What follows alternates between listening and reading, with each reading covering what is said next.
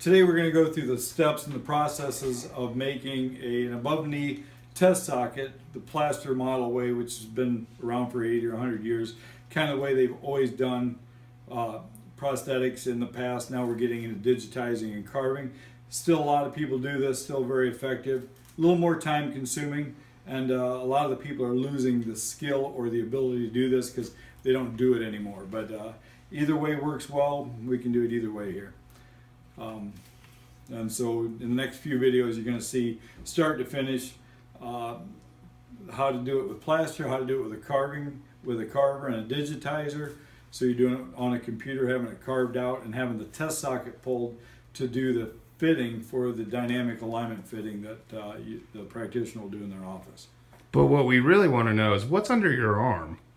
Oh, this, I carry this wherever I go. This, oddly enough, this is a Dr. Marshmallow's limb defender. It's more than a protector, it's a defender. I keep these in my car because if there's ever a limb that's out there needing defended, that means they're in trouble. So we can jump into it at any given moment and run the defender to them. So we're on the offensive with the Dr. Marshmallow limb defender. I actually sleep on these. They're so soft and comfortable. We got rid of our mattress at home, and now we lay a blanket over these and just sleep on them. So if the phone rings 24 hours a day, 7 days a week, I've got one to take and defend one's limb. So good offense is a better defense. Dr. Marshmallow's limb defender.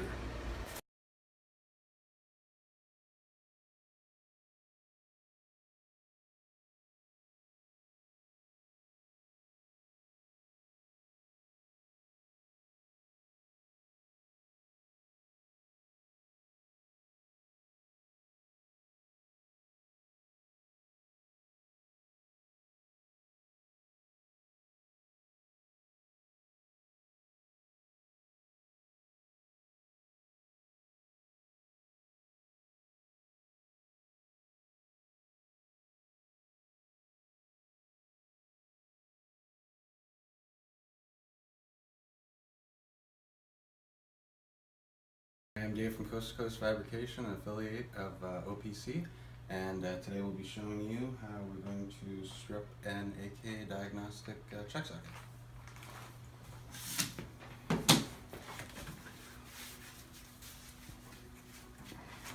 So earlier on, we extended this socket to create a brim, so we'll have a little bit more to work with. What I'm doing now is getting off the cast.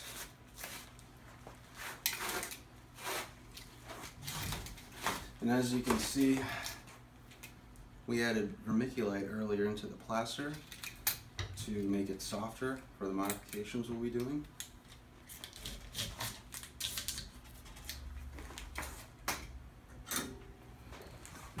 It takes a minute to do this.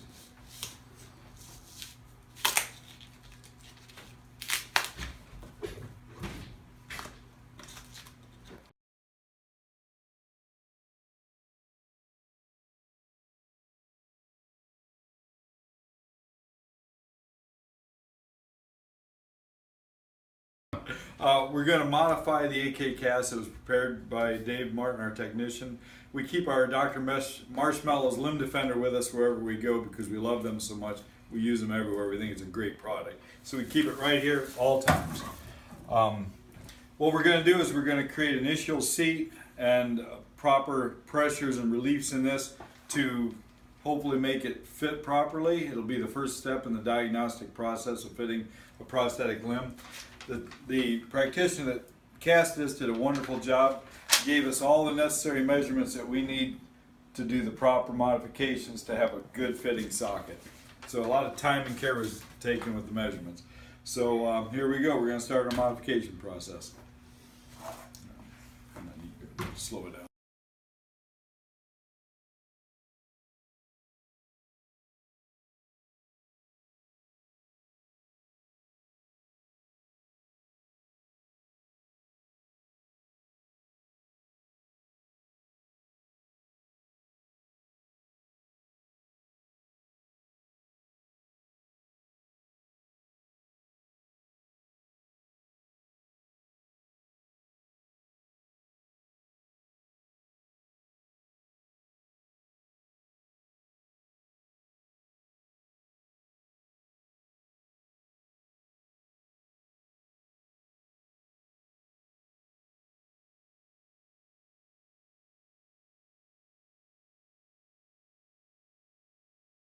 So we've done a lot of the modifications where we take plaster off to create pressure areas. Now we're adding plaster to the plaster mold, which is really the oldest way we've ever done this. We've done this like this for, this field's done it for 80 years like this. So we've decreased the mold in areas that we feel the prosthetic leg can apply pressure to the residual limb to control it and to off-weight it. And then we're adding plaster in areas to give it reliefs where we don't think it can take pressures, and we're creating the top brim of it, and we'll create a distal femur relief, and we'll apply the distal attachment. At this point, I'm not sure what this one is. It's probably a lanyard. Is it a lanyard? And we'll attach the lanyard, and then we'll be able to pull a test socket over that, and then that's hopefully we can get it up to you for Wednesday, and that's what you'll be fitting.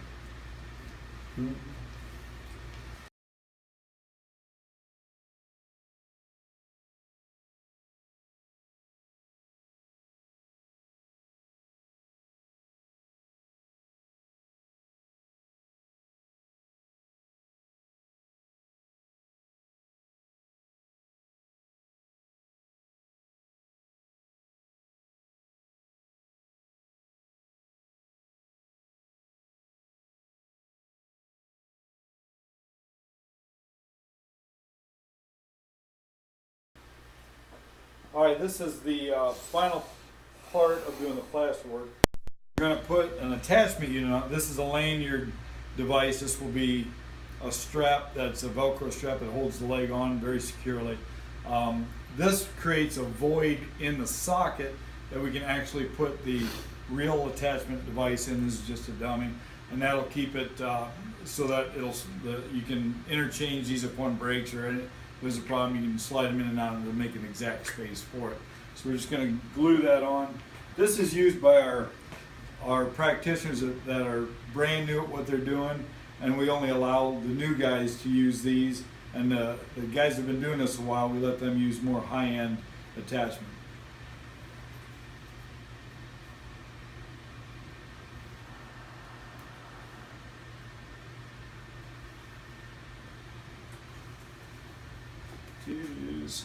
So we're trying to, am I going slow enough? Mm-hmm.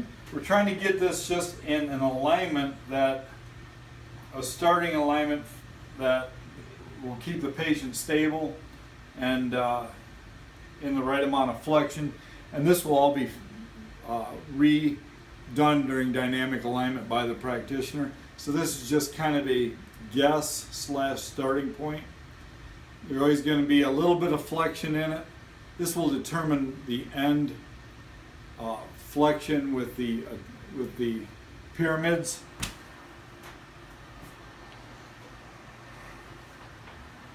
So this will have a pyramid attached to it, and that'll allow a little bit more final adjustment. The practitioner can make sure that the patient is as safe and comfortable as possible.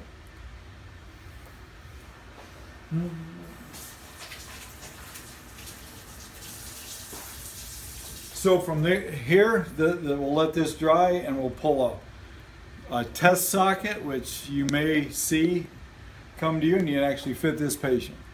So that's the final step of this process.